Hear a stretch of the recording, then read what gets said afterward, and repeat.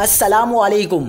सिंध में गोटकी के करीब मुसाफिर ट्रेनों में खौफनाक तसादुम, 40 अफराद जाँ बहक, दर्जनों शदीद ज़ख्मी, अमवात में मज़ीद इजाफे का खदशा। सवाल ये है कि ट्रेन हादसा कैसे पेश आया?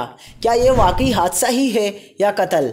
सरगोदा जाने वाली मिल्लत एक्सप्रेस की 10 बोगियाँ पटरी से उतर गई और सर सैयद एक्सप्रेस इन बोगियों से टकरा गई, जिसके 22 दर्जनों अफराद अब तक जाबहक हो चुके हैं। हादसा रात 3:30 बजे उस वक्त पेश आया जब सरगोदा जाने वाली मिल्लत एक्सप्रेस ट्रेन की 10 से ज़ायद बोगियाँ पटरी से उतर गई और मुखालिफ सिमत से लाहौर से कराची जाने वाली सर सैयद एक्सप्रेस इन बोगियों से टकरा गई।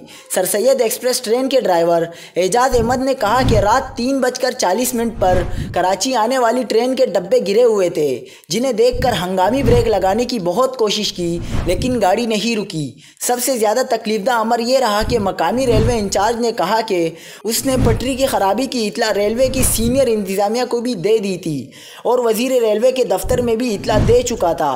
अलमनाक तरीन पहलू ये है कि ये खराबी ताज़ा न थी, बल्कि इस इलाके में तैनात साबिका रेलवे अफसरान भी अपनी हाई कमान को मुसलसल इस खराबी की इतला देते रहे हैं, मगर इस पर कोई कार्रवाई नहीं हुई, जो इंतहाई अफसोसनाक है।